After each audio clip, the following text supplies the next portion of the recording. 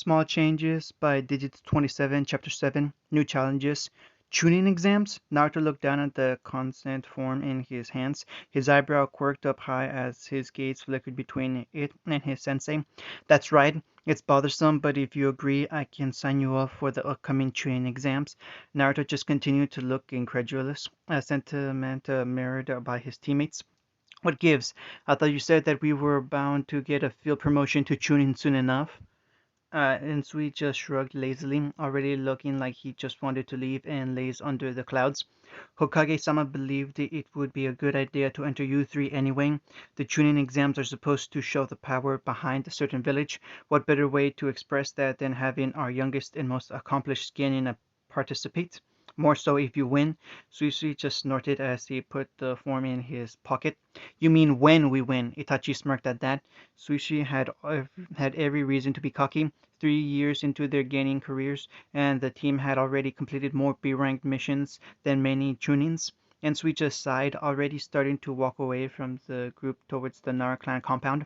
In any case, if you want to enter, just sign the consent forms and be at the academy at 10 tomorrow. With that, the lazy Jonin walked off, leaving the three Genin alone to ponder his offer.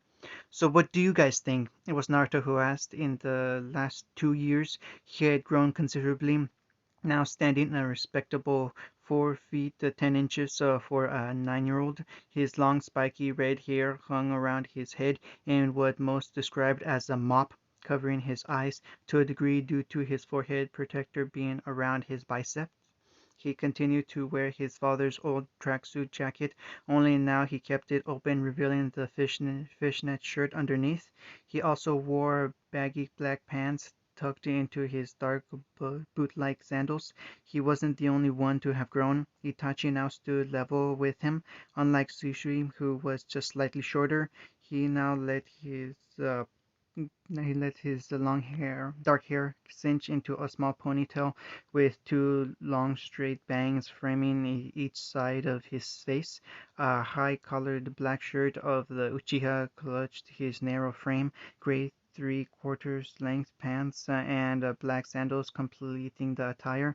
Nowadays, it was a rare sight to see the stoic Uchiha without his Sharingan activated. Having garnered the ability to keep it visible all day, he had also taken to keeping a tanto slung over his shoulder, managing to cast an intimidating sight for one so young.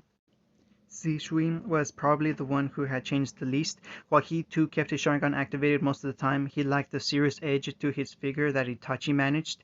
Face smooth where Itachi bore slight wrinkles. He wore a high-collared light gray vest open at the front to reveal his dark gray shirt and tan belt. Below that, he wore standard navy shinobi pants tied around his shins with tape and dark gray standard sandals. However, beneath his unassuming appearance, he was an opponent to be reckoned with, sometimes surprising his teammates with his ingenuity to win a fight. Basic analysis of their team's competition would reveal that Naruto was the speedy powerhouse of the group, Itachi the calculating tactician, and the swift support, while Sushi was the wild card, rapidly adapting and redefining his role. It was true that aspiring Uchiha had dabbled in nearly every area of ninja studies and found something he liked from each. His taijutsu was something even Naruto found hard to counter, and his genjutsu, while not the match of Itachi, still gave him an edge in a fight, and his ninjutsu were always so unpredictable, it was like trying to fight multiple opponents. I think we're going to kick some ass. Both of the Sushi's teammates smirked at that before each disappeared to go home. Sushi vanished in a flicker of motion. Itachi dissolved into crows, and Naruto just disappeared. Anko was out training. At least, if sparring with Orochimaru could count as training, it involved her pulling out her trick in her arsenal just to not get thrown around the training ground. More a game of survival than true practice. Currently, both of them had snakes protruding out of their sleeves, the scaly creatures fighting for dominance. A fight Orochimaru was winning. Suddenly, Anko was caught unaware as Orochimaru's tongue suddenly shot out of his mouth, wrapping around her neck in one motion and throwing her harshly across the field. She landed ready to keep fighting, but her sensei just chuckled. That's enough for today, Anko-chan. You've been training hard recently, and you should take a break. Anko just nodded with a smile, desperately trying not to show just how exhausted she was from their long fight. She failed miserably. Sweat was soaking her forehead and clothes as she was panting for breath. Quickly she walked back inside the house through the sliding door and nearly collapsed on a chair in the kitchen. She didn't because at that moment Naruto suddenly appeared in the room, still looking down at the consent form. Like Sushi, Anko hadn't changed all that much. She was taller than 2 years ago, standing a little under Sushi in height. She still wore the same style of clothing, just the plain dark navy t-shirt, as well as being shorts that went down to her mid-thigh. However, she'd also grown attached to wearing long fishnet stockings above her blue sandals and proudly displayed the snake tooth necklace her sensei had given her as a present. "Hey, Fish Cake, what's that?" Naruto looked up in surprise, not expecting anyone to be in the kitchen when he had Shunshined in, appearing in a red blur. "Oh, it's a consent form for the Chunin exams." Her interest suddenly piqued. Uncle moved around, appearing over the redhead's shoulder at the slip of paper. "Chunin exams?" Naruto just nodded lamely as he put the form down on the counter. "Yes, Ensui Sensei asked us to enter. Something about showing off our village strength through us." Anko just huffed as she crossed her arms over her chest in annoyance. "Lucky you. Orochimaru Sensei won't let me enter the exams until next year." Naruto looked up, ignoring the form for the moment as Anko sat in his lap on the chair. It was something she had used to do to get a rise out of him. Nowadays she just did it naturally because they were both used to it. "Why not?" Uncle just shrugged as she leaned back on his chest, stretching slightly to alleviate some aches that had worked their way into her muscles during training. "Hell if I know. Sensei can be pretty mysterious sometimes. He says I can enter after some kind of training trip he has planned for me." Naruto also leaned back in the chair, adjusting as Uncle got comfortable, which meant grinding into his lap without meaning to. "Training trip?" Uncle finally perked up as she nodded enthusiastically, turning with a smile on her face. "Yeah, he's going to take me all over the elemental nations for half a year so I can learn all kinds of new things." Naruto smiled as well, wrapping his arms around his friend in a light hug, which she would have returned if she wasn't facing the wrong way. "Congratulations, that's great. When do you go?" Uncle's smile flipped to a frown as she entered what Naruto had dubbed her cute concentration pose, with her tongue sticking out the corner of her mouth.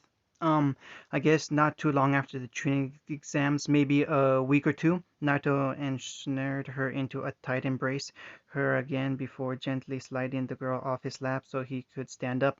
"Cool. Well, make sure you come back stronger and maybe you'll actually land a hit on me in our spars." Uncle growled playfully as she swung at him, only for the redhead to duck far below the punch and disappear in a flash of red.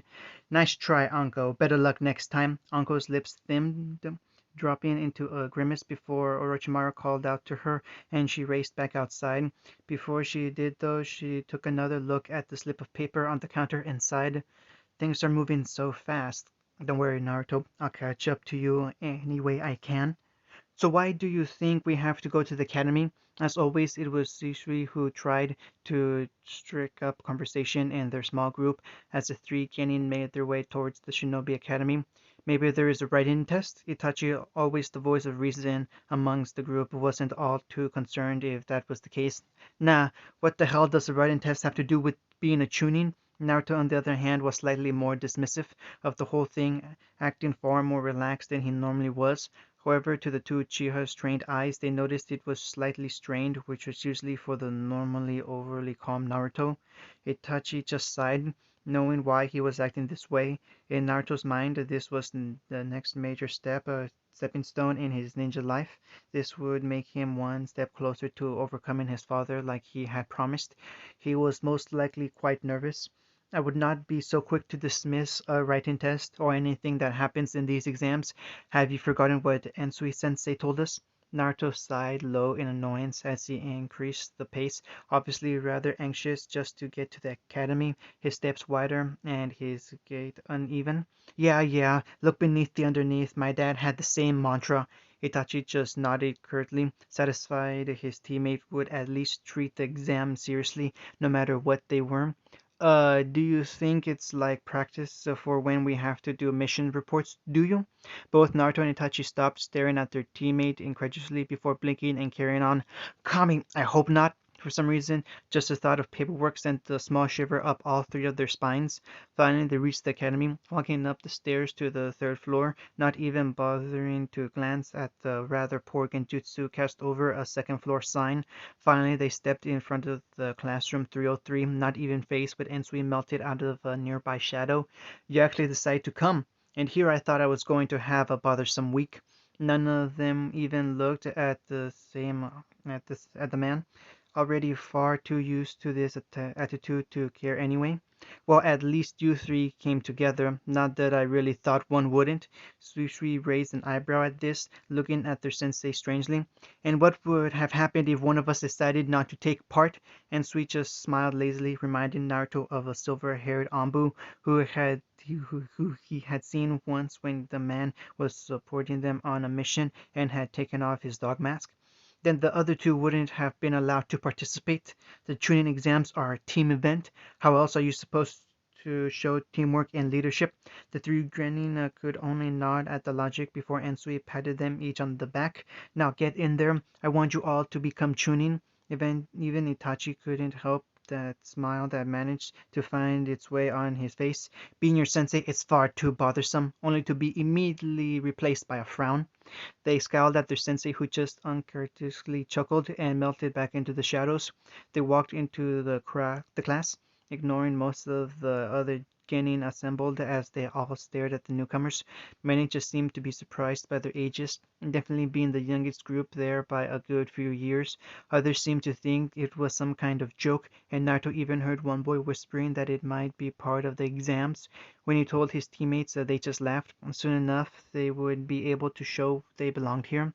They weren't waiting long in their seats before the door opened for the last time, admitting one very tired-looking jonin. He slowly walked into the front of the large classroom, with his fingers rubbing the bridge of his nose, making it look like he had a nasty headache.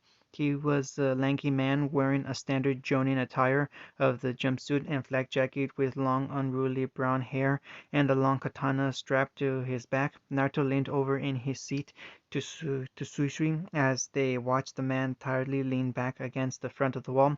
Could have made a better entrance. Maybe some smoke bombs or something. Susui chuckled with a shrug as they turned their attention to the man at the front of the room. All right, I'm Mishoto Gekio, the first proctor of the tuning exams. He looked towards the door of the room in annoyance, like he was trying to set it on fire with his mind before he resumed rubbing the bridge of his nose. I'm only here because my old teammate called in a favor, so let's just get this over with. Naruto raised an eyebrow as he leaned back in his chair, once again leaning over to Susui. Just a picture of enthusiasm in this one. Susui chuckled again as Mishoto pulled out a clipboard seemingly from nowhere and began to look down the names. All right, I'm going to call you up individually and you'll go through that door. He motioned with his thumb to an unassuming door behind him, where you'll receive the first test. Any questions? A few people raised their hands. No? Good. A few people scowled and started calling out, but the man just stared up with bloodlust eyes with a scowl that made everyone silent again. Like I said, now, first up is Tekio Akasami from Takegakure. A tall boy with jet black hair stood up and walked towards the door, disappearing behind it and never coming back out. It continued in this manner for a while as prospective tuning were called up to enter the room. None of them ever came out again. Naruto just assumed it was because there was a door on the other side from whatever the test was, and they didn't want people knowing what the test was. Quickly, Naruto figured out it was supposed to simulate a situation where you were going into a mission blind, with little knowledge of what you would face. Soon enough, the ends were called. Naruto had to go down, and he got a good look from Susui and a nod from Itachi. Quickly, in case he earned a scowl from their frightful proctor, he made his way to the door and slipped through. He turned from closing the door only to raise an eyebrow when he realized where he was. He didn't remember using the room all that often during his brief span in the academy, but he was certain he was in one of the many dojos that littered the school. It was a very large room, probably stretching all three floors of the building. He jumped as a hand rested on his shoulder, only to calm when he realized it was another Jonin. He pointed to the middle of the room where a massive pole was firmly planted on the floor, stretching up all three floors. This is your first test. You have 5 minutes to get the bell that's resting in the rests atop the pole. Naruto was about to ask him a question, but the man just raised a finger to his lips. He didn't say anything, but the message was clear. Naruto could be receiving no help in this test. He dropped down to the floor of the dojo, looking up at the impressive height of the pole. Knowing it would be useless, but deciding to try anyway, he forced chakra into his legs and jumped as high as he could. Like he had thought, he only reached about the three-quarters of the way up before gravity took hold again. He looked up again, knowing he didn't have much time to think too hard on this. Carefully he placed a foot on the pole, attempting to latch onto it with chakra. Immediately his foot just slid off like he didn't use chakra at all. Naruto's lips quirked into a knowing grin. They had obviously treated the pole the same way they had the walls of Konoha, so Ninja couldn't climb it. Instead, he ran at the walls of the room. Thankfully, when his feet managed to stick and he was able to sprint up the sides of the room, he reached the top and was able to place his foot on the ceiling when he paused. He repeated the action, but more slowly, motion that he once again couldn't gain, perched to simply walk over and drop down the bell. He could see it glistening in the small recess atop the pole like it was taunting him, and he was so close. He quickly took out a kunai, aiming carefully before launching it at the bell in hopes he could push it onto the floor. His hopeful look turned into dismay as the small bubble of blue light sprung up around the top of the pole, deflecting his kunai harmlessly. Damn it! I hate barriers. Looks like it's only supposed to repel weapons, though, he thought in annoyance before quickly pulling out a small slip of paper actually reserved for explosive notes. He hastily began to scribble out a rough seal across it to process for time to make it perfect. He could only hope it would do as he wrapped the small note around his kunai. Knowing he couldn't have more than 30 seconds left, he threw his weapon again and the barrier sprung up in response. However, this time the kunai glowed slightly as it passed through the bubble of light, hitting the bell and managing to knock it out of the dimple. He caught it before it hit the ground, ducking into a small roll as he hit the ground before handing the bell to the jonin. He just nodded, making a note of his name before telling him to leave through a door lower down in the room. As he left, he could only wonder how his teammates would do.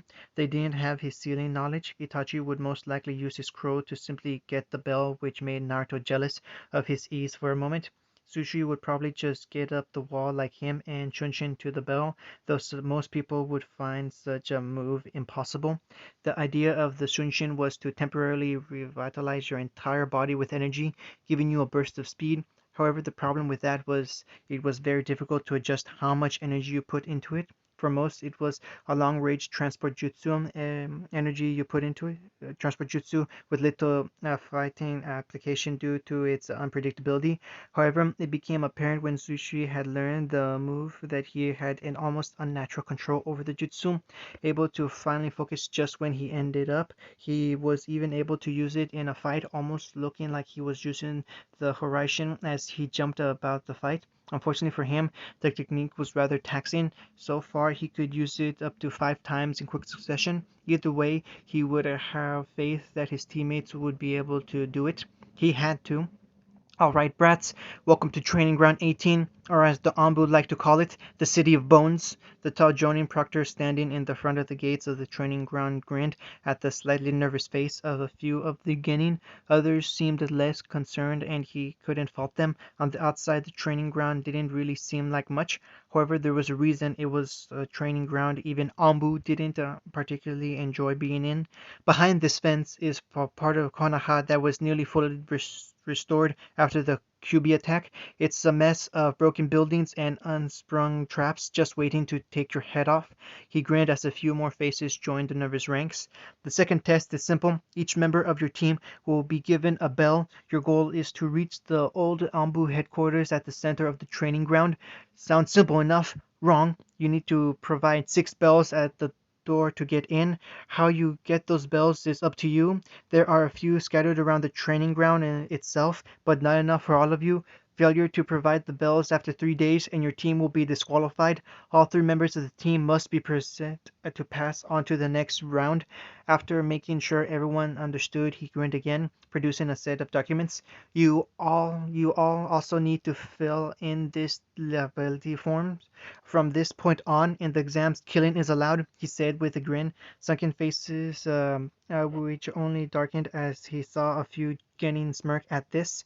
He despised people who made light of death. It was nothing to be laughed at. Dismissing his own feelings and hardening his heart, the Jonin passed out the forms, giving each team their bells as he did so. Get to the gates around the training ground. The test will start in 15 minutes. Good luck. He shook his head at the determined looks, wondering which fools would still be fools by the end of this exam. Team Ensui were already racing through the training ground, determined to get through this stage as fast as possible. They needed to put some doubt in the minds of their future opponents, as any of the genin here could be. Naruto already knew that the last stage of the training exams were straight up fights. It was hardly a secret, after all. It was fairly hard to hide the massive celebrations and tournaments every 6 months. Ensui had even taken the group to the last Chunin exams final to give them an idea of what they would be up against. They tumbled and ducked under some rubble, following the path Itachi's Sharingan pointed them in. They were using the dojutsu's ability to spot even the most minor details to track another team, a rather heavy-footed one in Itachi's opinion. They had been running for a good 15 minutes before they picked up a trail, and now they were racing through the rubble that made up the training ground to get to the other team. Naruto took another surveying look around, noting the pure destruction that littered the enormous area. It made him shudder to think that one creature, no matter how powerful, had managed to do all this. It was especially bad considering the fact he now contained that creature within him. Knowing the ancient beast was just biding its time before it escaped, finally the group came to a silent rest high up in a somewhat stable building that hadn't taken too much damage. Below them, apparently making plans of some sort, were another gaining team. Naruto absently noted their headbands, marked them as Suna Shinobi as he quickly made a few hand signs to his team. It was times like these he was glad Ensui had seen fit to teach them the standard Ambu sign language. Once he got two nods of approval, Naruto grinned before cracking his neck and walking off the edge. He dropped down right in the middle of the three genin, making sure the impact of his drop was enough to crack the already weak floorboard below them.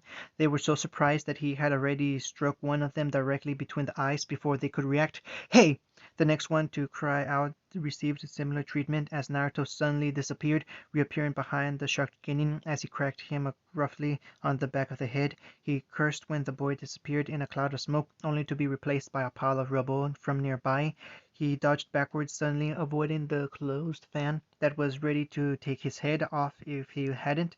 Suddenly he was put on the offensive as the boy continued to swing his fan like a club, hoping to catch Naruto with the metal edge. "Hold still, you leaf asshole!" He was surprised when Naruto just chuckled, stopping his dodge midway and just standing up. The Suna Genin just smiled wickedly as he brought his massive fan around for a large swing. "Finally wised up, I see.